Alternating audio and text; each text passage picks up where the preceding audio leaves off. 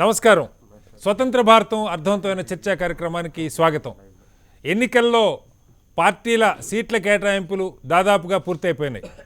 ఎప్పుడూ మాట్లాడుకున్నట్టుగానే ఎన్ని బీసీ సంఘాలు, దళిత సంఘాలు, మహిళా సంఘాలు, మైనార్టీ సంఘాలు ఎన్ని ఉద్యమాలు చేసినా, ఎంతగా గొంతు చించుకొని రోడ్లెక్కి అరిచినా పార్టీలు కనీస కనికరం లేని విధంగా ఆయా పార్టీల్లో రిజర్వేషన్ ఉన్న ఎస్సీ ఎస్టీ స్థానాలకు తప్పితే మిగతా ఎక్కడ సీట్లు దక్కిన పరిస్థితి లేకపోవటం, అలాగే బీసీలకు నామమాత్రంగా, మహిళలకు చేతి విదిలింపుగా 1-2 స్థానాలు తప్ప సీట్లు దక్కుతున్నటువంటి పరిస్థితి లేదు. అయితే దీని మీద ఇవాళ ఉద్యమాలు చేస్తున్నటువంటి అణగారిన వర్గాలు, వివక్షకు గురవుతున్న వర్గాలు చేయవలసిందేమిటి? ఈ పార్టీని నిందిస్తూ కూర్చోవటమా, ప్రత్యామ్నాయ వేదిక కోసం ప్రయత్నాలు చేయటమా, లేదు నిజమైనటువంటి కొన్ని సంస్కరణల ద్వారా ఫలితాలు వచ్చే అవకాశం ఉందన్న దాని మీద ఇవాళ స్వతంత్ర భారతం చర్చను చేపట్టింది. చర్చలో మనతో పాటు ప్రొఫెసర్ శ్రీపతి రాముడు గారు, రాజకీయ సామాజిక ఉద్యమకారులు, అలాగే ప్రొఫెసర్ అన్వర్ ఖాన్ గారు మైనార్టీ హక్కుల కోసం పోరాడతారు, దశాబ్దాలుగా ఈ ఉద్యమాల్లో ఉన్నారు. శ్రీ జాజుల శ్రీనివాస్ గౌడ్ గారు తెలంగాణ బీసీ సంఘం అధ్యక్షులు, శ్రీమతి దేవి గారు మహిళా ఉద్యమకారిణి, లక్ష్మీనారాయణ గారు రాజకీయ సామాజిక విశ్లేషకులు మనతో ఉన్నారు. ముందుగా దేవి గారు, సమాజంలో సగం మహిళలు అందరూ రోజు మాట్లాడతారు, మీ బోటోళ్ళు గొంతెత్తి అరుస్తారు, మహిళా మేనిఫెస్టోలు తయారు చేస్తారు, సీట్ల కోసం పార్టీల చుట్టూ తిరుగుతావు, ఎన్నిసార్లు ఏం చేసినా. అందుకే ఇవాళ రాజకీయ పార్టీలు ఎవరిని పిలవాలి. ఎందుకంటే పార్టీలు వచ్చిన దగ్గర నుంచి వాళ్ళు 1 ఇచ్చారు, మేము 2 ఇచ్చాం, లేకపోతే వాళ్ళు 2 ఇచ్చారు, మేము 3 ఇచ్చాం, ఇది తప్పితే ఆ వాటా ఎందుకు దక్కట్లేదన్న దాని మీద ఎక్కడ కూడా వాళ్ళ నుంచి స్పష్టమైన సమాధానం లేదు. ఒకళ్ళొకళ్ళు పోల్చుకోవటం తప్పితే. ఇవాళ దీనికి పరిష్కారం ఏమిటని మీరు అనుకుంటా ఉన్నారు? ఒకటి, నేను ఇందాక చెప్పినట్టుగా ప్రత్యామ్నాయ వేదికలు, లేదంటే విత్ ఇన్ ద పార్టీస్లో కొన్ని చోట్ల మంచి ప్రయత్నాలు జరుగుతున్నాయి. మీరు చూసే ఉంటారు, ఒరిస్సాలో నవీన్ పట్నాయక్ గారు మిగతా అన్నీ పక్కకు పెట్టి, నాకు రాజకీయంగా నష్టం అవుద్దా లాభం అవుద్దా అనేది పక్కకు పెట్టి, ఆయన 33% నేను నా రాష్ట్రంలో నేను ఇచ్చేస్తాను మహిళలకి, గెలుస్తారా లేదా అది వేరే చర్చ, ఆ సమాజం ఆదరిస్తే గెలుస్తారా లేదు. బట్ మన నాయకులు ఎవరు అలాంటి నిర్ణయాలు తీసుకునే సాహసం కూడా చేస్తున్న పరిస్థితి లేదు. ఏం జరగాలంటారు? ఇప్పుడు దేశవ్యాప్తంగా శక్తి అనే పేరు మీద ఒక కేవలం దీనికోసం అడ్వొకేసీ చేయడానికే ఒక సంస్థ ఏర్పడింది. రిపీటెడ్గా ఎంపీలని, పొలిటికల్ పార్టీస్ని ఫోన్లు చేస్తూ ఎంత ఇస్తున్నారు మీరు అని ఎలక్షన్ కమిషన్ కూడా అప్రోచ్ అవ్వడం జరిగింది. అంటే అది ఒక ప్లాట్ఫామ్ లాగా ఇప్పుడు ఏర్పడింది. ఇది అంటే ఒకటి పొలిటికల్ పార్టీలని అడిగి చూసాం, పొలిటికల్ పార్టీలు అడుగుతూనే ఉన్నారు, పొలిటికల్ పార్టీల లోపల ఉన్న మహిళలు అడుగుతున్నారు, పొలిటికల్ పార్టీల బయట నుంచి అడుగుతున్నాము. పొలిటికల్ పార్టీ లోపల ఉన్న మహిళలు అడిగితే మీకు పదవి అంత అవసరమా అన్నట్టు మాట్లాడుతున్నారు. మీకు తెలిసిన సినారియోనే, కానీ మళ్ళొకసారి చెప్పుకోవాలి, ఓట్లేయడానికి మహిళలు కావాలి, ప్రచారానికి, అలంకారానికి, బొట్లు పెట్టి హారతులు ఇవ్వటానికి, దండలు వేయటానికి, బొట్లు పెట్టడానికి మహిళలు కావాలి. కానీ నాయకత్వ స్థానానికి వచ్చేసరికి, నేను ఇర్రెస్పెక్టివ్ ఆఫ్ వాళ్ళ ఐడియాలజీ, మహిళల దగ్గరికి వచ్చేసరికి నేనేమంటున్నా అంటే వాళ్ళని కనీస పక్షంగా ఆర్గనైజింగ్ లెవెల్లో కూడా మహిళలను పెట్టరు, అది ఏ పార్టీ అయినా కావచ్చు. కాబట్టి అంటే నేనేమంటున్నా అంటే సామాజిక తరగతుల పరంగా సామాజిక న్యాయం కోరుతున్న వాళ్ళు కూడా మహిళలు సామాజిక న్యాయంలో భాగం కాదనుకుంటున్నారు. అది దురదృష్టకర పరిస్థితి. అట్లనే ఒకళ్ళిద్దరు మహిళలు పవర్ఫుల్ లీడర్స్ వచ్చినంత మాత్రాన అది మహిళలందరికీ సామాజిక న్యాయం జరిగినట్టు కాదు. కాబట్టి వాళ్ళు వచ్చారు, మాకు ఇదిగో ఇక ఐకాన్ ఉంది అని చెప్పినంత మాత్రాన అట్ట నడవదు. సో ఈ నేపథ్యంలో బయట ఉన్న మహిళలు ఎవరైతే, అంటే మేము డైరెక్ట్ పాలిటిక్స్లో లేని వాళ్ళం, డైరెక్ట్ పాలిటిక్స్ అంటే మాకు పాలిటిక్స్ ఉన్నాయి చాలా క్లియర్ కట్గా, yes, vulnerable and marginalised sections పట్ల మాకు స్పష్టమైన పాలిటిక్స్ ఉన్నాయి, పొలిటికల్ వ్యూ ఉంది. కానీ పాలిటిక్స్లో మహిళల దగ్గరకు వచ్చేసరికి ఒక పెద్ద నిషిద్ధ భావజాలం ఒకటి ఉంది. అదేమిటి, మగవాళ్ళు సీట్ల కోసం అడిగితేనేమో అది వాళ్ళకి సంబంధించిన ఆకాంక్ష, సేవ చేయాలనే కోరిక, యాంబిషన్, రైట్ యాంబిషన్ అవుతుంది. ఆడవాళ్ళకి ఈ యాంబిషన్ ఉంటే అది దురాశ. మీరు చూస్తున్నారు కదా, విచ్ హంటింగ్ లాగా నీకంత పదవికి సంబంధించిన లాలస్ ఎందుకు అని మాట్లాడుతూ ఉంటారు. సో ఈ డబుల్ స్టాండర్డ్స్ ఏవైతే సమాజంలో ఉన్నాయో అవి మన పొలిటికల్ స్పేర్లోకి వచ్చి పట్టడం దురదృష్టం. అంటే మన రాజకీయ పార్టీలు కనీస పక్షంగా వాళ్ళు మాట్లాడే దాంట్లో పొలిటికల్లీ కరెక్ట్ ఉండాలని కూడా అనుకోవట్లేదు, అది దురదృష్టం. ఎందుకని పొలిటికల్లీ కరెక్ట్ ఉండాలని ఎందుకు ఉండాలి? కేసీఆర్ గారు ఒక మంత్రి అయిపోయినా ఏం కాలేదు 5 ఏళ్ళు, ఎందుకు ఉండాలంటే ప్రశ్న. నేను ఒక పార్టీ గురించి నేను మాట్లాడట్లా, 5 ఏళ్ళకి ఇక్కడ నేను రాష్ట్రంలో ఒక పార్టీ అందరూ గురించి గొంతెత్తి మాట్లాడారు, ఉద్యమాలు చేశారు.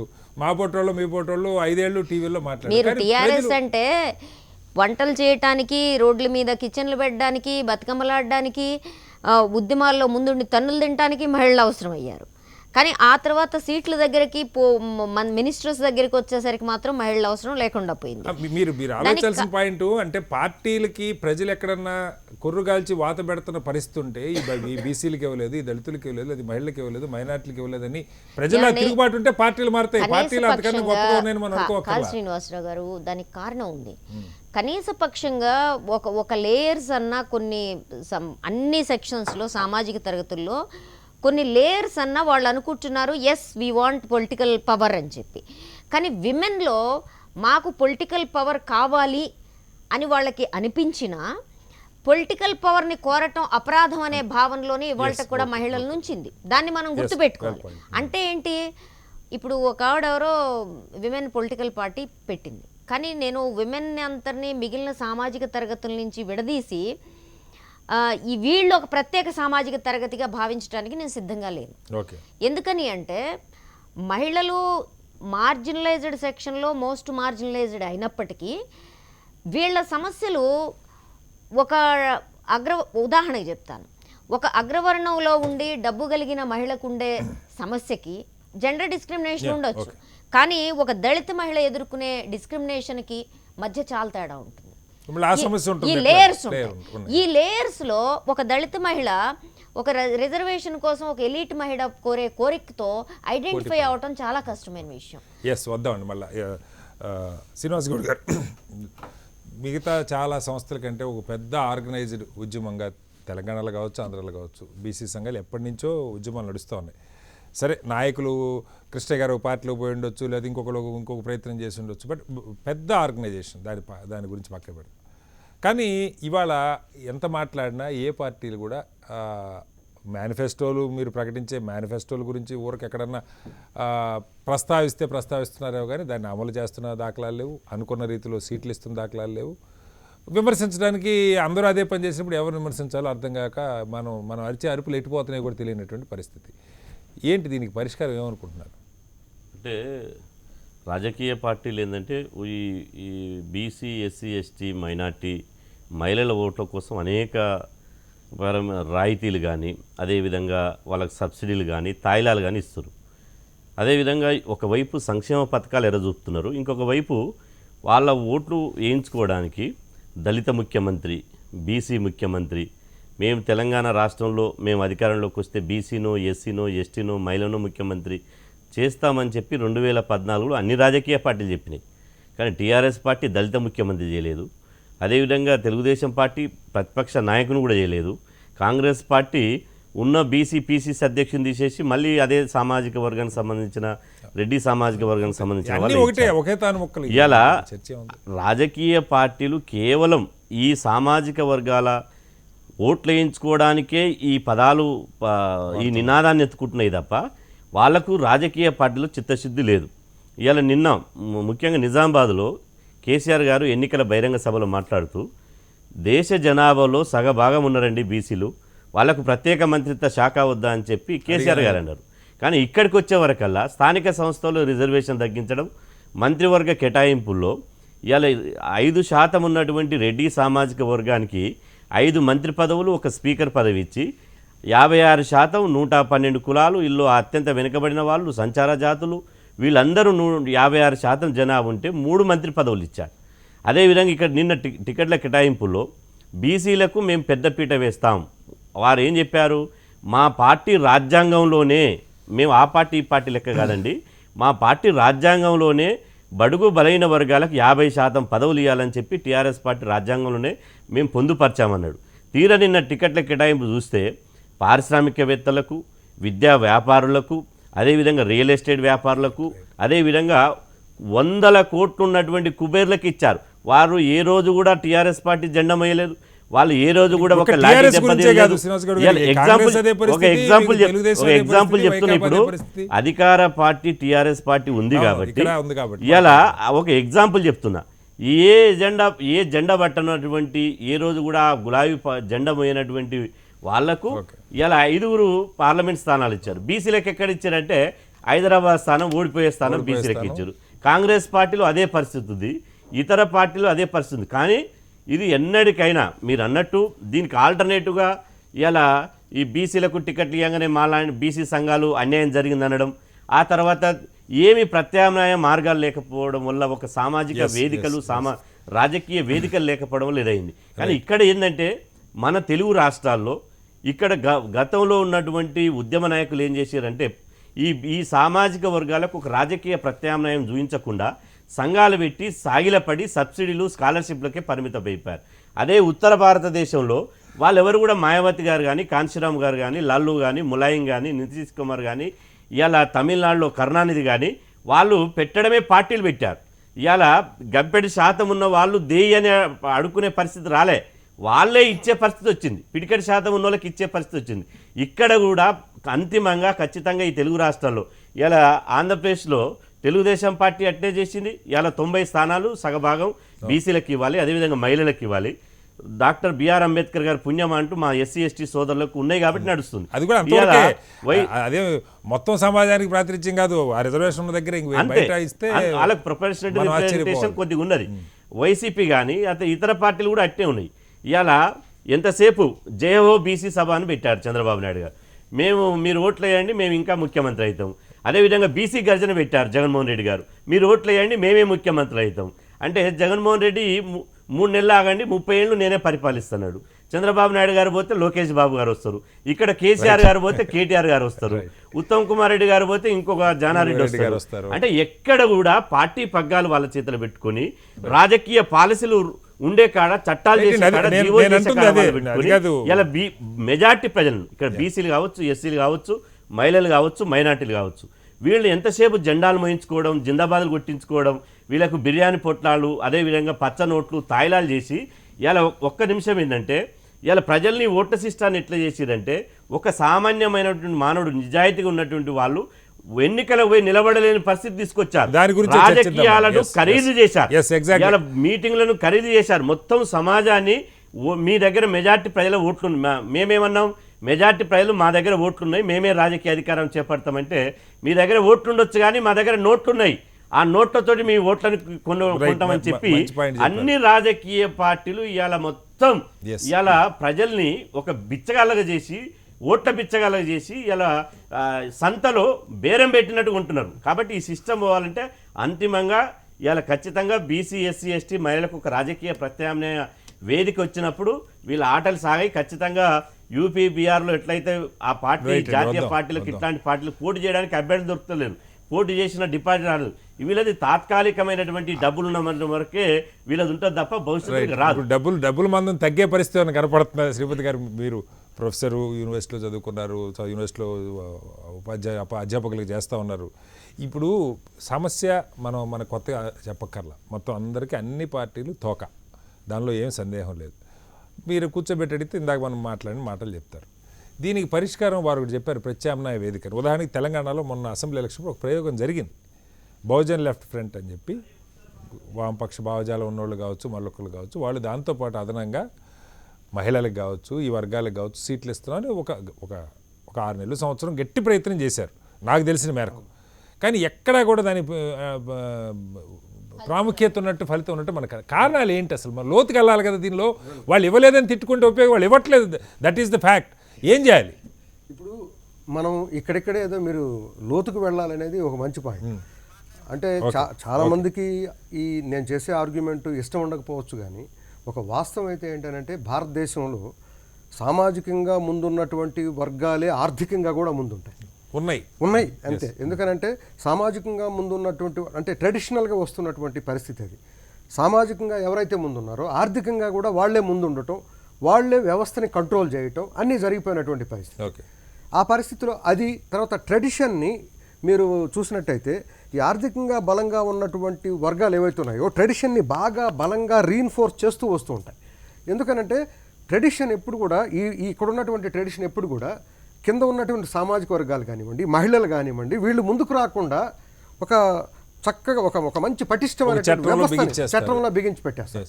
అందుకోసం ట్రెడిషను, ఆర్థిక వ్యవస్థ, సామాజిక వ్యవస్థ ఇవన్నీ కూడా కలిసి ఒక సమానత్వాన్ని తొక్కిపడేస్తూ ఉంటాయి. ఆ పరిస్థితి ఉన్నటువంటిది. ఈ నేపథ్యంలోనే ప్రజలందరూ కూడా విభజించబడ్డారు. ప్రజలు లెఫ్ట్ చెప్పేటట్టుగా ఒక క్లాసు లాగా కలిసిపోయినా బాగుండేది. క్లాసుగా కలిసిపోకుండా ఉండటానికి కులాన్ని ఒకటి తీసుకొచ్చి ముక్కలు చెక్కలు చేసేసారు. ఎందుకనంటే ఇప్పుడు అది చెప్పుకోకుండా కుదరదు. మా సోదరులు చెప్పినట్టుగా ఒక వేదిక క్రియేట్ చేయాలనంటే ఏ వేదిక క్రియేట్ చేయాలి? కింద వాళ్ళు కులాల్లో ఐక్యత లేదు, పై కులం ఎక్కడ ఐక్యత లేదు. కులాలు అనేటప్పటికీ ఇమీడియట్గా వాళ్ళు ఒకళ్ళు పెరిగారు, వీళ్ళు ఒకళ్ళు తగ్గారు అనేది అది మొదట వస్తాయి. సో ఇది ఒక అంశం, లోతుగా వెళ్లాల్సినటువంటి.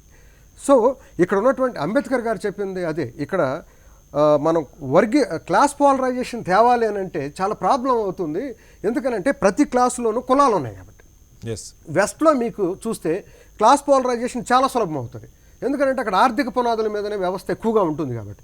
ఏడు వచ్చేటప్పటికి మన ఇద్దరం పేదవాళ్ళమైనా సరే మీది ఒక కులం, నాది ఒక కులం, ఆయనది ఒక కులం. సో అక్కడ అందరం కూలి చేసుకుంటున్నా కలిసి అన్నం పంచుకోలేము. ఆ పరిస్థితి ఉంది కాబట్టి ఇదొక ప్రాబ్లం. అంటే మనం ఒక వేదికలోకి రాలేం. రెండోది గ్లోబలైజేషన్ వచ్చిన తర్వాత వెల్త్ అనేది పోగుపడిపోయింది. కొంతమంది చేతుల్లో మ్యాసివ్గా పెరిగిపోయింది. ఇప్పుడు 91 కంటే ముందు రాజకీయాల్లో కాస్త ఆర్థిక ప్రభావం ఉన్నా కూడా ఈ రోజు చూసుకుంటే అది దాదాపు ఒక 50-60 రెట్లు పెరిగిపోయింది. దానికి కారణం ఏంటంటే కొంతమంది మ్యాసివ్గా పెరిగిపోయింది వెల్త్. క్రోనీ క్యాపిటలిజం అసలు అదుపు లేకుండా పెరిగిపోయింది. ఆ పరిస్థితుల్లో ఒక రాజకీయం అనేది, తర్వాత బిజినెస్ ఇండస్ట్రీ అనేది పెనేసుకుపోయింది. ఇక్కడ ఈ క్రోనీ క్యాపిటలిజంలో నిజంగా ఎంతకాలం తెరిచినా ఇచ్చే అవకాశం. ఒక పాయింట్కి వస్తున్నాను. ఈ క్రోనీ క్యాపిటలిజంలో రాజకీయాలు ఒక లాభసాటి వ్యాపారంగా చూస్తున్నారు మాత్రమే తప్ప ఇది ఒక సొల్యూషన్కి, కాన్ఫ్లిక్ట్ రెజల్యూషన్కి పనికొచ్చే మెకానిజంగా మాత్రం చూడటం. ఆ పరిస్థితిలో కాంపిటేటివ్ పాలిటిక్స్ వచ్చేసాయి. ఎట్టి పరిస్థితుల్లో చచ్చానా గెలిచి తీరాలి. ఇలాంటి విధానం ముందుకు వచ్చేసిన తర్వాత ఇంకా మనం చెప్పినట్టుగా సోషల్ జస్టిస్ ఏంటి, కమ్యూనిటీ రిప్రజెంటేషన్ ఏంటి, మనం ప్రపోర్షనేట్ రిప్రజెంటేషన్ అడుగుతున్నాం. ఈ దేశంలో ఎవరెంతమంది ఉన్నారో అంతమందికి వాళ్ళది ఇచ్చేస్తే బాగుపడుతుంటుందండి. చర్చకు తిరిగి స్వాగతం. అన్వర్ ఖాన్ సాబ్, మీరు కూడా చూస్తూ ఉన్నారు. ఇక్కడ వచ్చింది ఏంటంటే మైనార్టీలంతటికీ ఒక ఓల్డ్ సిటీకి పరిమితం చేసి అధికార పక్షం తెలంగాణ గురించి మాట్లాడదు. ఒక సీటు వాళ్ళకి ఇచ్చేస్తే మిగతా అంతా మనకు పడిపోతాయి అన్నది ఒక పార్టీ ఆలోచన. మిగతా పార్టీలు ఆ గొడవ కూడా లేదు, అక్కడ ఎట్లాగో మనం గెలిచేది లేదు కాబట్టి ఇంకొక లైన్. ఆంధ్రప్రదేశ్లో కూడా అదే పరిస్థితి. పరిమితంగా అక్కడ ఒకటి 14% ఉన్నారా, 15% ఉన్నారా, 18% ఉన్నారా అంకెలోకి నేను వెళ్ళట్లేదు. కానీ పార్టీలు అన్నీ కూడా కాకపోతే ఓన్ చేసుకునే ప్రయత్నం ప్రతి పార్టీ ఒక టోపీ పెట్టుకుని ఒక నమాజ్ జరిగిన ఒక ఫోటో ఇచ్చేసి ప్రతి ఒక్కళ్ళు బ్యానర్ల మీద పోస్టర్లు తీసుకోవటం. కానీ ఎంత సీనియర్ నాయకత్వం అయినా, ఎంత అనుభవం ఉన్నటువంటి నాయకత్వం అయినా ఈ వర్గాలకు న్యాయం చేయాలి, దీనిలో భాగంగా చూడాలి అన్న స్పృహ అయితే మనకు కనపట్ల. మిగతా అన్ని మనం మాట్లాడుకున్నాం. ఏంటి మీ దృష్టిలో, మీరు కూడా ఒక ప్రొఫెసరు, అధ్యయనం చేశారు, ఈ రకంగా ఏమైనా మార్పు వచ్చే అవకాశం ఉంది ఇప్పుడు ఈ కొట్లాట్లో? చాలా సంతోషం. 70 ఏండ్ల ప్రజాస్వామ్యం, ప్రజాభారతంలో జనాభాలో ఉన్న 50% మహిళల గురించి వాళ్ళ స్థితిగతులు తెలుసుకున్నాము. అదేవిధంగా 50% కంటే ఎక్కువ ఉన్నటువంటి బీసీల గురించి కూడా తెలుసుకున్నాము. అదేవిధంగా అదే పరిస్థితుల్లో ఉన్నటువంటి దళితుల గురించి కూడా మనం తెలుసుకున్నాము. అయితే మైనారిటీస్లో ముస్లిం మైనారిటీ వీళ్ళు సామాజికంగా I don't think they or something different. ఏదో ఎక్కడి నుంచి ఊడిపడ్డ వాళ్ళు కారు, ఇదే సమాజానికి చెందిన వాళ్ళు, ఇదే పరిస్థితుల్లో శ్వాస పీల్చుకుంటున్నటువంటి వాళ్ళు. మరి ఏ రాజకీయ తర్ఫీదు మొత్తం దేశానికైతే ఇవ్వడం జరిగిందో మనకున్నటువంటి రాజకీయవేత్తల ద్వారా, రాజకీయ పార్టీల ద్వారా, అదే తర్ఫీదు వీళ్ళకు కూడా ఉంది. కాబట్టి అదే పంథాలో వీళ్ళు వెళ్ళడము సహజమే. అయితే దీన్ని సంధ్య గారు చెప్పినట్టు ఏదో ఎన్నికల సందర్భాన్ని మనము ఈ విషయాన్ని తీసుకొని చర్చించకుండా నిరంతరంగా ఏదో ఒక ఫోరం ద్వారా ఏ చైతన్యం అయితే అవసరమో వీళ్ళలో ఒక ప్రజాస్వామ్య పటిష్టత కొరకు, ప్రజాస్వామ్యంలో సరి అయిన ప్రాతినిధ్యం కొరకు ఆ వైపు సిన్సియర్ ఎఫర్ట్స్ ఎలాంటివి జరగడం లేదు. కొంతమంది చేసినా కానీ అది విఫలం కావడానికి కారణము ఇప్పుడే మనం మాట్లాడుకున్నాము. అంటే అన్ని వర్గాల్లో ఉద్భవించినటువంటి నాయకత్వం సిన్సియర్ లేకపోవడం, అది కారణం. కాబట్టి ఒకవేళ మనం చేంజ్ గురించి ఒకవేళ ఆలోచిస్తున్నామా, ఎందుకంటే ఆనాడుగా కాదు, ఇప్పుడిప్పుడే జరిగిన మన రాష్ట్రంలో మనం ఎక్స్పీరియన్స్ చేసినటువంటి నాయకులు, పార్టీలు, వాళ్ళ విధానాలు, వాళ్ళు ఇచ్చినటువంటి వాగ్దానాలు వాళ్ళు నెరవేర్చకపోయారు. నెరవేర్చకున్నా కానీ ఇమీడియట్ మళ్ళీ రెండవ దఫా వచ్చినటువంటి ఎలక్షన్లో మరి పట్టాన్ని వాళ్ళనే కట్టిపెట్టడం జరిగింది. అయితే వాళ్ళు ఎవరైనా కానీ ఆలోచన సరళి ఒకటే అయిపోయింది. కాబట్టి ఆలోచన సరళిలో ఒక బ్రేక్ త్రో రావాల్సినటువంటి అవసరం ఎంతైనా ఉంది. దాని గురించి సిన్సియర్ ఎఫర్ట్స్ చేయాల్సినటువంటి అవసరం ఉంది. కొంతమంది దళిత సంస్కర్తల గురించి మనం మాట్లాడుకున్నాము. మరి ఆ సంస్కర్తల పేర ఈరోజు వందల వేల అసోసియేషన్ సంఘాలు ఉద్భవించి ఉన్నాయి, కానీ ఆ ఫలితాలు రావడం లేదే. మరి చివరికి మాట్లాడడానికి అవకాశం ఉంది, విమర్శన కొరకు అవకాశం ఉంది, రాసుకోవడానికి వ్యతిరేకంగా రాసుకోవడానికి అవకాశం ఉంది. కానీ ప్రాక్టీస్ ఏదైతే అవసరమో, ఏ ఓటు అస్త్రం అయితే ఇవ్వడం జరిగిందో రాజ్యాంగానికి అనుగుణంగా ప్రజలందరికీ, దానికి సరైన విధంగా ఉపయోగించుకోవడానికి అవకాశం అయితే ఆ స్వేచ్ఛ కూడా ఎందుకు ఉందంటే వాళ్ళకి ఏం పెద్ద నష్టం రావట్లేదు కాబట్టి ఆ స్వేచ్ఛ మిగిలింది.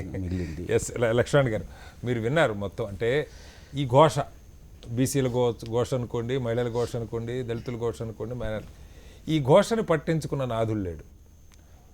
ఎలాగూ మాకేక ఎక్కడికి పోతారు అన్నటువంటి ఇది చాలా స్పష్టంగానే కనపడుతుంది పార్టీలో. నిజంగా కూడా అంతకన్నా ప్రత్యామ్నాయాలు ఒకటి రెండు ప్రయత్నాలు జరిగినా అవి సక్సెస్ కాకుండా ఉండటానికి అవకాశాలు ఎక్కువ కనపడుతున్నాయి తప్ప ఒక ప్రత్యామ్నాయ వేదికగా నేను చూస్తున్నటువంటి అనుభవంలో ఎక్కడన్నా ప్రత్యేకంగా వ్యాక్యూమ్ ఉన్న దగ్గర అవకాశాలు ఏమన్నా కలుగుతున్నాయి. మిగతా చోట్లయితే ఈ రాజకీయంలో ఎంపీకి 150 నుంచి 200 కోట్లు పెట్టే రాజకీయంలో, ఎమ్మెల్యేకి 35 నుంచి 50 కోట్లు పెట్టే రాజకీయంలో ఇక ఆ పార్టీని తిట్టి ఉపయోగం లేదు, వాళ్ళ మీద దుమ్మెత్తిపోసి ఉపయోగం లేదు. వాళ్ళు అధికారం కోసం ఉన్నారు తప్పితే ఇంకా అంతకన్నా పెద్ద దీనిలో మార్పు మీరు సామాజిక ఉద్యమాలు చేశారు, లెఫ్ట్ భావజాలం పుణికిపుచ్చుకున్నారు, పరిష్కారాలు ఏమన్నా కనపడుతూ ఉన్నాయి. ఆ పరిష్కారాల కోసం ఏం చేయాలి? భారతీయ సమాజాన్ని బహుముఖంగా వివిధ కోణాల నుంచి అధ్యయనం చేయాల్సిన అవసరం ఉంది. సామాజిక అభివృద్ధిని మనం పరిగణలోకి తీసుకుంటే చాలా పెద్ద అగాధం ప్రజల మధ్యలో ఉన్నది. ఇవాళ అవి పెరుగుతున్నాయి అనేటువంటిది ఒకవైపున ఆందోళన, ఆవేదన వ్యక్తం చేస్తున్నాం. కొన్ని రంగాలలో కొంత అభివృద్ధి కనిపిస్తున్నది అనేటువంటి చర్చలు అప్పుడప్పుడు చేస్తుంటాం. ఇవాళ వర్గం, కులం వీటి మధ్య కూడా చర్చోపచర్చలు జరుగుతున్నాయి. భారతదేశంలో కార్మిక వర్గానికి కూడా కార్మిక వర్గ చైతన్యం ఏ పాళ్ళలో ఉన్నది అనేటువంటిది కూడా ఒక పెద్ద ప్రశ్నే. అందువల్ల దానికి ఇప్పుడు మనం వెళ్ళడం లేదు.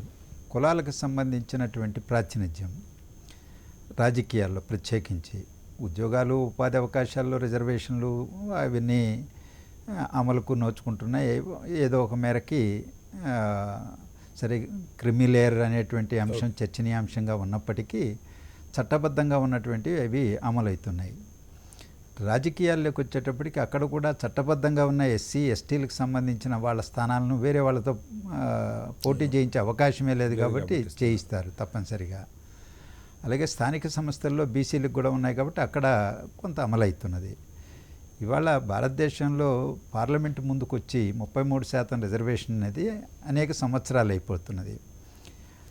ఏదో మెజారిటీ పార్టీలు దానికి మద్దతు పలుకుతున్నాయి, కానీ చట్టం మాత్రం ఆమోదం పొందదు. పోనీ ఆ రాజకీయ పార్టీలు మద్దతు ఇస్తున్నటువంటి వాళ్ళు ఆయా రాజకీయ పార్టీల్లో ఎన్నికల సందర్భంలో వాళ్ళు ఆ సంఖ్యకు అనుగుణంగా పర్సంటేజ్కి అనుగుణంగా సీట్లు కేటాయిస్తున్నారంటే అది చేయడంలే. ఇవాళ విధానాల పరంగా ఒక పాయింట్ అండి, వారు ఇందాక మన చర్చలో వచ్చింది. సపోజ్ రిజర్వేషన్ ఉన్న దగ్గర కూడా మీకు ఎస్సీ ఎస్టీలకు ఉన్నాయి అనుకుందాం, రిజర్వేషన్ ఉంది రాజ్యాంగ పరంగా, అసలు అక్కడ ఇస్తున్న సీట్లు ఆ గెలిచే ఒకళ్ళిద్దరినో లేదు పార్టీలో ఉండే దాన్నో ఈ వర్గాలకు నిజంగా ప్రతినిధులుగా మనం చెప్పుకునే పరిస్థితుంది, లేదా ఆ డబ్బు పెట్టి ఆ డబ్బులో కొద్దిగా తక్కువ పెట్టి రాజకీయం చేసే నాయకులుగా వాళ్ళని చూడాలా? నిజంగా ఏమన్నా ఈ అంశాల మీద మాట్లాడటానికి వాళ్ళకి అవకాశం ఏమైనా ఉంది? ఎందుకంటే 50 కోట్లు పెట్టి 100 కోట్లు పెట్టి రేపు పొద్దున కొన్ని చోట్ల దళిత నాయకులు కూడా అదే పరిస్థితి, వాళ్ళ ఆ సీట్లు పొందిన వాళ్ళు ఆ పార్టీలో ఆ ఖర్చులో కొద్దిగా తక్కువ ఖర్చు పెట్టి గెలవాల్సింది తప్ప ఇంకొక మార్గం లేదు. దీని మీద పనిచేయడానికి అసలు ఏమైనా అవకాశం ఉందా? ఏంటి జరగాలి? ఒకటి సీట్ల కేటాయింపుని గురించి మాట్లాడుకుంటున్నాం మనం. ఆయా కులాల నేతలుగా ప్రతినిధులుగా చట్టసభకు ఎన్నికైనటువంటి వాళ్ళు ఆ కులాల యొక్క ప్రయోజనాలకి, సామాజిక అభివృద్ధికి, ఆర్థిక అభివృద్ధికి అంకితభావంతో పనిచేస్తున్నారా లేదా అనేది అది వేరే విషయం. దాన్ని కూడా వేరుగా పరిశీలన చేయాలి. ఇవాళ మహిళలకు సంబంధించి వచ్చేటప్పటికి నేను ఆ కొనసాగింపులో వస్తాను. రాజకీయ విధానాలతో భావజాల రీత్యా విభేదించినప్పటికీ ఇప్పుడు బెంగాల్లో ఉన్నది మమతా బెనర్జీ గారు బహుశా 40% వరకు మహిళలకు ఇచ్చారు. అలాగే మీరు ప్రస్తావించిన ఒరిస్సాలో. సో అలాంటివి ఎక్సెప్షనల్గా మనకు కనిపిస్తున్నాయి. సో ఎందుకని రాజకీయ పార్టీలు చిత్తశుద్ధి ఉంటే 33% రిజర్వేషన్ కల్పించేటువంటి చట్టానికి మద్దతు పలికిన వాళ్ళైనా, వ్యతిరేకించే వాళ్ళని పక్కన పెడదాం, మద్దతు ఇచ్చినటువంటి వాళ్ళైనా ఎందుకు ఇవ్వడం లేదనేది ఒక ప్రశ్న ముందుకు వస్తుంది. సో అది పరిశీలన చేయాలి. రెండవది, ఇక్కడ తెలుగు రాష్ట్రాలకు వచ్చేటప్పటికి దేశవ్యాప్తంగా చూసినప్పటికీ ముస్లింలు 15%, 14.5% ఉన్నారు. తెలంగాణలో 16%, 14% ఉన్నారు. లేకపోతే ఆంధ్రాలో 9%, 10% ఉన్నారు. ఆ మేరకు ప్రాతినిధ్యం కల్పించడానికి ప్రయత్నం చేస్తున్నారు. ఎందుకు ప్రయత్నం చేయడం లేదు? అక్కడికి వచ్చేటప్పటికి ముస్లింలు అధికంగా ఉన్నటువంటి స్థానాలు ఎంతో వాళ్ళకు 1, 2 ఇచ్చేటువంటి పరిస్థితి. రాయలసీమలో 1, 2, లేకపోతే విజయవాడ, లేకపోతే గుంటూరు, అక్కడో ఇక్కడో, అలాగే ఇక్కడ కూడా పాత నగరం అక్కడ ఇక్కడ. మీరు 80 స్థానాలు ఉన్నటువంటి ఉత్తరప్రదేశ్లో ఒక్క సీటు కూడా ఇవ్వకుండా ఒక రాజకీయ పార్టీ అభ్యర్థులను, ఆ పార్టీ చాలా రాష్ట్రాలు అదే పని, గుజరాత్లో అదే పని. నేను 80 సీట్లు ఉన్న దాన్ని ప్రస్తావన చేస్తున్న ఉదాహరణగా. అందువల్ల రాజకీయ పార్టీల యొక్క నైజం, స్వభావం, ఆలోచన విధానం ఈరోజు దాన్ని ప్రతిబింబిస్తూ ఉంది. ఇక బీసీలు వీటికి వచ్చే, లేకపోతే ఎస్సీ ఎస్టీలకు వచ్చినప్పటికీ మిత్రులు ప్రస్తావన చేశారు. ఎస్టీలకు సంబంధించి, ఎస్సీలకు సంబంధించి సుగాలీలు, లేకపోతే ఇతరులు, ప్లెయిన్ ఏరియాస్లో ఉన్నవాళ్ళు, అటవీ ప్రాంతంలో ఉన్నవాళ్ళు, లేకపోతే మాదిగులు, మాలలు, మళ్ళా ఉపకులాలు అందుకనే కదా రిజర్వేషన్లో వర్గీకరణ కూడా డిమాండ్ వచ్చింది. మీరు బీసీలకు వచ్చినప్పటికీ సీట్లు ఇచ్చేటప్పుడు ఎక్కడికి వస్తున్నారు సీట్లు? రాజకీయ పార్టీలు ఆ కులం వాళ్ళ ఆ నియోజకవర్గంలో ఎవరు ఎక్కువగా ఉన్నారు? బీసీల్లో కూడా ఏ కులం ఎక్కువ ఉన్నది? గౌడలు ఉన్నారా, యాదవులు ఉన్నారా, లేకపోతే బలిజలు ఉన్నారా? చూసి లెక్కలేసుకొని వాళ్ళకి ఇస్తే ఆ ఓటు బ్యాంక్ రాజకీయాలు, ఆ ఓట్లు వస్తాయనేటువంటి పద్ధతుల్లోనే సీట్లు కేటాయిస్తున్నారు. అంటే బీసీల్లోనే ఉన్నటువంటి అనేక అణగారినటువంటి కులాలు, తక్కువ సంఖ్యలో ఉన్నటువంటి వాడు చట్టసభల యొక్క గడప దొక్కేటువంటి పరిస్థితే లేదు కదా. ఇన్ని సంవత్సరాల 70 సంవత్సరాల స్వతంత్ర భారతావనిలో ఆ కులాల్లో కూడా బీసీల్లో కానీ లేదా ఎస్సీల్లో కానీ అందులో ఉన్నటువంటి ఆధిపత్య కులాలు, లేదా సంఖ్యరీత్యా ఎక్కువగా ఉన్న కులాలు, లేదా మీరు చెప్పినట్టు కాస్త ఆర్థికంగా పుంజుకున్నటువంటి వాళ్ళు ఎన్నికల్లోకి రాగలుగుతున్నారు, సీట్లు సంపాదించుకోగలుగుతున్నారు, అధికారంలోకి రాగలుగుతున్నారు. మళ్ళీ వాళ్ళు వ్యాపార దృష్టే ఆ కులాన్ని అడ్డం పెట్టుకొని వాళ్ళు ఆర్థికంగా పెరగడానికో, వాళ్ళే స్థిరంగా రాజకీయాల్లో కొనసాగడానికో, ఆ కుటుంబం ఎదగడానికి ఉపయోగపడుతున్నది. కానీ ఆ కులాలని ఇవాళ పట్టించుకునే పరిస్థితి లేదు. ఐడెంటిటీ పాలిటిక్స్ అనేటివి ముందుకు వచ్చిన దానివల్ల కుల చైతన్యం కొంత పెరిగినటువంటి మాట వాస్తవం. కానీ దాన్ని కూడా మిస్యూజ్ చేసుకొని కొంతమంది ప్రయోజనం పొందేటువంటి పరిస్థితి ఇవాళ మనకు కనిపిస్తున్నది. ఇది కూడా మనం గమనించాల్సినటువంటి అవసరం. కుల చైతన్యం సాధారణంగా సాధారణ సభలప్పుడు, సాధారణ ఉద్యమాలప్పుడు కనపడుతుంది తప్ప ఎన్నికలప్పుడు ఓట్లల్లో ఆ కుల చైతన్యం ప్రకారం ఓట్లు పడుతున్నాయి అంటారా? ఇవాళ అదొక ప్రధానమైనటువంటి ఆయుధంగా ఐడెంటిటీ పాలిటిక్స్ అనేటువంటిది కాదు. కమ్మల, రెడ్డుల, బ్రాహ్మణుల, లేకపోతే ఎలమల, కాపుల, ఇవన్నీ లేవా మన దగ్గర? అందుకని కులం అనేటువంటిది ఒక ఓటు బ్యాంకుగా కనిపిస్తున్నది. ఇప్పుడు రెడ్లలో పేదలు లేరా, కమ్మల్లో పేదలు లేరా? వాడికి ఎవడన్నా సీట్ ఇస్తున్నారా? ఇచ్చే సీట్లు కూడా ఎవరికి ఇస్తున్నారు? కాంట్రాక్టులు చేసుకునే వాళ్ళు, ఫ్యాక్టరీలు ఉన్న వాళ్ళు, డబ్బులు అక్రమంగా సంపాదించిన వాళ్ళు, అవినీతి పరులు, డబ్బులు ఖర్చు పెట్టగలిగిన వాళ్ళు. అలాగే ఎస్సీలకి, ఎస్టీలకి, బీసీలకు వచ్చినా కానీ అంతే. నేను అదే మాట్లాడుతున్నాను. అదే క్రైటీరియా. క్యాండిడేట్ని ఎలక్ట్ చేసేటప్పుడు ఎవరో రామారావు గారు వచ్చినప్పుడు ఇంకో ఎక్సెప్షనల్గా కొన్ని సందర్భాలలో డబ్బుతో నిమిత్తం లేకుండా ప్రాతినిధ్యాలు ఇచ్చుండవచ్చు. కానీ ఇవాళ ఆయా కులాలను ప్రాతినిధ్యం ఇవ్వాలన్నా వాళ్ళలో డబ్బున్న వాడేవాడు, వాళ్ళలో రాజకీయంగా గత చరిత్ర ఉన్నటువంటి కుటుంబాలేవి, కుటుంబం చుట్టూ లేదా డబ్బు చుట్టూ పరిభ్రమించి ఎంపిక చేసేటువంటి దౌర్భాగ్య పరిస్థితి అంటే ఇక్కడ ఒక కొనసాగుతుంది పాయింట్ కదా. మీరు రామారావు గారికి కోట్ చేశారు కాబట్టి ఆ రోజు రామారావు గారికి నిజంగా గెలుస్తానని ఆయన నమ్మకం ఉండొచ్చు కానీ ఆధారం లేదు. ఆ రోజు ఆ ఆధారంతో సంబంధం లేకుండా ఆయన ఇచ్చారు. తెలంగాణలో స్పష్టంగా అవకాశం ఉందని కనపడుతున్నా కూడా మనం ఇస్తే కూడా గెలుస్తాం, డబ్బుతో సంబంధం లేకుండా వేయటానికి జనం సిద్ధంగా ఉన్నారు, పథకాలు అనుకోండి మరొకటి అన్న సందర్భంలో కూడా ఆ ప్రయత్నం చేయడానికి కూడా పార్టీలు వాళ్ళు సాహసించట్లా. ఎస్ దేవి గారు వస్తాను. ఆధారం లేకుండా అంటే ఏమిటి? అంటే అది కొత్తగా పార్టీ పెట్టారు ఆయన నా దృష్టిలో. మనం సీట్లు ఇస్తే ఫలితం ఏందన్న దాంతో సంబంధం లేకుండా ఇచ్చారంటున్నా నేను ఉద్దేశం. ఏంటంటే థింక్ ట్యాంక్ టీడీపీ మీరు ఫస్ట్ మేనిఫెస్టో చూస్తే మంచి think tank, వాళ్ళ థింక్ ట్యాంక్ ఒక పాయింట్ పెట్టింది. ఓకే, ఇప్పటి వరకు ఎవరైతే రాజకీయంగా ముందుకు రాలేకపోయారో వాళ్ళకి ప్రాధాన్యత ఇవ్వాలి అని అక్కడ అది ఒక పొలిటికల్ లైన్ తీసుకున్నారు కానీ ఆధారం లేకుండా దేవి గారు ఇప్పుడు 3 సమస్యలు ఇందాక నేను చెప్పిన ఫస్ట్ పాయింట్, ఈ సాంప్రదాయ రాజకీయం చేసే పార్టీల్లో ఇవాళ ఉన్నటువంటి గెలిచి తీరాలి అన్న రాజకీయంలో వీలైనంతగా ఈ కులాలని మతాలని వీటిని వాడుకునే రాజకీయం కనపడుతుంది తప్ప నిజంగా వాటికి న్యాయం చేసే పరిస్థితి అయితే కనపట్ల. మన అందరి చర్చ అదే మనం మాట్లాడుకుంటుంది. ప్రత్యామ్నాయాలు నాకు 3 కనపడతా ఉన్నాయి. ఒకటి, ఈ వర్గాలకు రిజర్వేషన్ల కోసం పోరాటం. 2, ఇప్పుడు మహిళలకు రిజర్వేషను, లేదా బీసీలకి చట్టసభలో రిజర్వేషను, లేదా ఇంకొకటి ఈ రిజర్వేషన్ల పెంపు కోసం వీటి కోసం. 2, ఒక ప్రత్యామ్నాయ వేదిక నిజంగా ఆయా వర్గాల నుంచి కొన్ని రాష్ట్రాల్లో గతంలో జరిగినట్టుగా జాతీయ స్థాయిలో ఒక బలమైనటువంటి ప్రత్యామ్నాయ వేదిక, ఒక ప్రయత్నం, అది రాజకీయంగా జరగాల్సింది. 3వది, ఎన్నికల్లో మార్పు రావటం ఏదైనా అవకాశం ఉందా? కీలకమైన మార్పులు ఎన్నికల సంస్కరణలో వస్తే ఏదన్నా పార్టీలు ఇవాళ నిజంగా మనం కాసేపు మైకులు తీసి మాట్లాడుకుంటే ఇచ్చినా కూడా 1-2 పార్టీలు ఏదైనా 1-2 చోట్ల అవకాశం ఉందో కానీ ఈ డబ్బు పెడితేనే గెలుస్తున్నామని భావిస్తున్నారు. చాలా వరకు అది వాస్తవం కూడా. కాబట్టి లోతైన పరిష్కారం అక్కడేమన్నా ఉందా? మీ దృష్టిలో ఏంటంటారు చెప్పండి. ఒకటి, నేను ఎసెట్స్తో స్టార్ట్ చేస్తాను. ఎసెట్స్ అనేవి లక్ష్మీనారాయణ గారు చెప్పిన, శ్రీపతి గారు చెప్పిన ఎసెట్స్, క్రోనీ క్యాపిటలిజం ఇలాంటి పదాలు చాలా క్లియర్గా వచ్చాయి. ఈ ఆర్థిక రిసోర్సెస్, వనరులు కలిగి ఉండటం అనేది రాజకీయాల్లో అది మొదటి అర్హత, అందులో అనుమానం ఏం లేదు. ఈ రాజకీయాల్లో మొదటి అర్హత, ప్రస్తుత రాజకీయాల్లో మొదటి అర్హత. మీరు కనుక మన డెమోక్రటిక్ రిఫార్మ్స్ యొక్క వాళ్ళ యొక్క స్టడీ చూసుంటారు, ఒక వారం క్రితం వచ్చింది. ఏంటది? మన ఎంపీల యొక్క ఎసెట్స్ 281 రెట్లు పెరిగినాయి, పర్సంటేజ్ పెరిగినాయి. మీరు ఇప్పుడు చెప్పండి, మళ్ళీ కంటెస్ట్ చేయాలంటే ఈ పెరిగిన వనరులు, ఈ పెరిగిన డబ్బు ఎంత బాగా ఉపయోగపడుతుంది? బ్రహ్మాండంగా ఉపయోగపడుతుంది. ఒకటి, ఈ నేపథ్యంలో మీకు ఒకటి నేను రిమైండ్ చేయాలి. మీరు ఎన్టీ రామారావు గారి గురించి మాట్లాడారు కాబట్టి చెబుతున్నా. ఆయన ఆస్తి హక్కు ఇచ్చారు మహిళలకి. కానీ ఇంతవరకు 2 రాష్ట్రాల్లో, అంటే దాదాపుగా 2005లో నేషనల్ చట్టం వస్తే 85లో మనకి తెలుగు రాష్ట్రాల్లో వచ్చింది. కానీ ఇంత 20 సంవత్సరాల గ్యాప్లో కూడా మనం పొందిన ఆస్తులు ఎన్ని మహిళలు? అంటే మీరు మూడు పిల్లల పంచాయతీ, అన్నదమ్ములు, అక్క చెల్లెళ్ళ మధ్య పంచాయతీ. నేను అడుగుతున్న ప్రశ్న ఏంటంటే, అది ఎందుకు అమలు కాలేదు అవన్నీ పక్కన పెడదాం, కానీ ఆడవాళ్ల పేరు మీద ఉన్న వనరులు ఎన్ని? ఇప్పుడు భూములు పోతాయనుకున్నప్పుడు, విడాకులు తీసుకున్నప్పుడు ఆడవాళ్ళ పేరు మీద వచ్చినాయి తప్ప ఎవరన్నా సరే ఆడవాళ్ళ పేరు మీద పెడుతున్న వనరులు ఎన్ని? అది పెద్ద ప్రశ్న.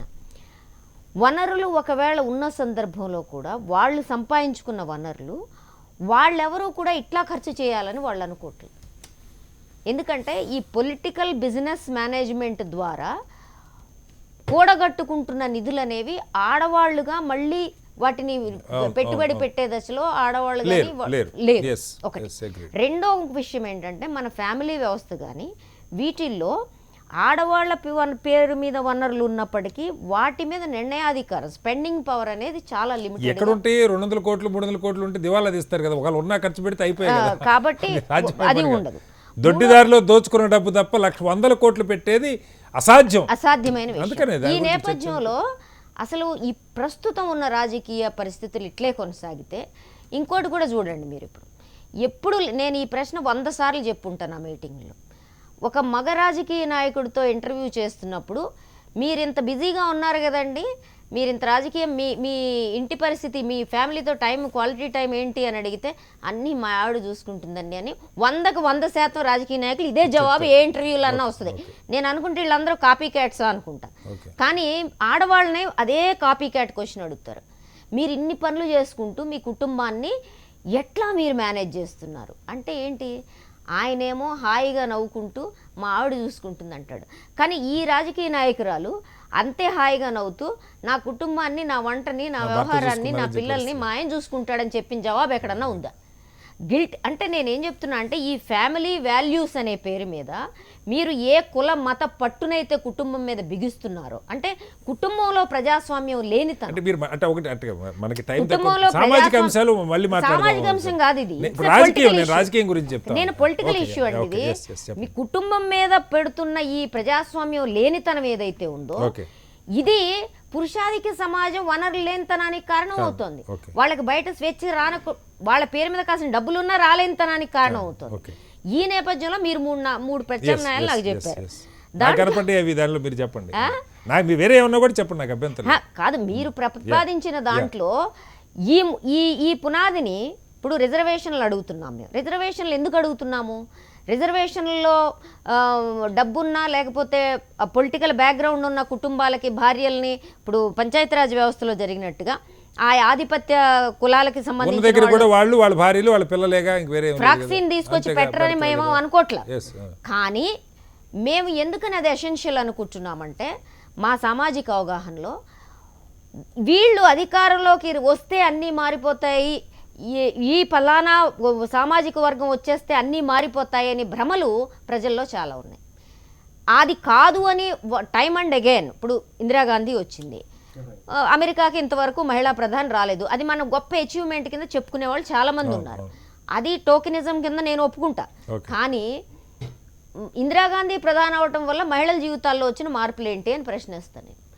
భారతదేశంలో మొట్టమొదటిసారి స్టేటస్ ఆఫ్ విమెన్కి సంబంధించిన స్టడీ కూడా ఇందిరాగాంధీ పోయినాకే జరిగింది. ఇందిరాగాంధీ ఉండగా మాత్రం జరగలేదు, 87లో జరిగింది. అంటే ఒక్క పాయింట్ అండి, నేను ఇందాక మనం అంటే కీలకమైన పాయింట్, అసలు ఆ ప్రాతినిధ్యం కూడా లేకపోవడం కంటే అది బెటర్ కదా. అది బెటరే తప్పనిసరిగా. అయితే మేమేమంటున్నాం అంటే ప్రాతినిధ్యం ఉండటం ఎందుకు అవసరము అంటే ఈ ప్రాతినిధ్యానికి సంబంధించిన ఏమంటారు సమీకరణలు కూడా మారాలి అనేది ఒక సమాజం రియలైజ్ అవటం కోసం రిజర్వేషన్స్ అవసరం. అది చాలా కీలకం పాయింట్ ఒకటి. రెండోది రిజర్వేషన్స్ అందుకే మేము ఖచ్చితంగా డిమాండ్ చేస్తాం, ఉండి తీరాలి. ఎందుకంటే వీళ్ళందరూ సాధు సంతులు ఈ ఆదర్శాలు వల్లించడం, ఈ హిపోక్రసీ పక్కన పెడదాం. వీళ్ళు ఎవ్వరూ కూడా వాళ్ళంతటి వాళ్ళుగా అధికారంలోనూ వనరుల్లోనూ వాటా ఇవ్వటానికి, ముఖ్యంగా ఆడవాళ్లతో ఇవ్వటానికి లేకపోతే ఎస్సీ ఎస్టీ బీసీలతో పంచుకోవటానికి సిద్ధంగా లేరు. చారిత్రకంగానే ఎఫ్లియేషన్స్ ఎట్లున్నాయి అనేది మాట్లాడుకుంటే మహిళలకి సంబంధించిన ఎఫ్లియేషన్స్ వాళ్ళు కులంతోనూ మతంతోనూ ఐడెంటిఫై అయినట్టుగా వాళ్ళు మహిళలు ఒక సామాజిక వర్గంగా ఐడెంటిఫై అయ్యే పరిస్థితి లేదు, రాదని కూడా నేను అనుకుంటున్నాను. కాబట్టి feminist ideology side women is never A class Nar A social section. అది చాలా స్పష్టంగా మనం స్త్రీ, మహిళ, జాతి, ఆడ జాతి అని ఇలాంటి పదాలు వాడడం తప్పు. ఈ నేపథ్యంలో మూడోది మీరు చెప్పింది ఏంటంటే సంస్కరణలు, ఎన్నికల సంస్కరణలు తీసుకొచ్చి ఇప్పుడు ఎలక్షన్ కమిషన్ మేము అదే అడుగుతున్నాం. మీరు ఎందుకని పొలిటికల్ పార్టీస్ని అడగరు? ఈ సామాజిక వర్గాల తమాషా పద్ధతిలో మీరు సీట్ల కేటాయింపు ఇవ్వండి అని ఎందుకు చెప్పరు? ఒకటి రైట్ అండి, మనం చర్చ కంటిన్యూ చేద్దాం. చర్చలో మరో చిన్న విరామం.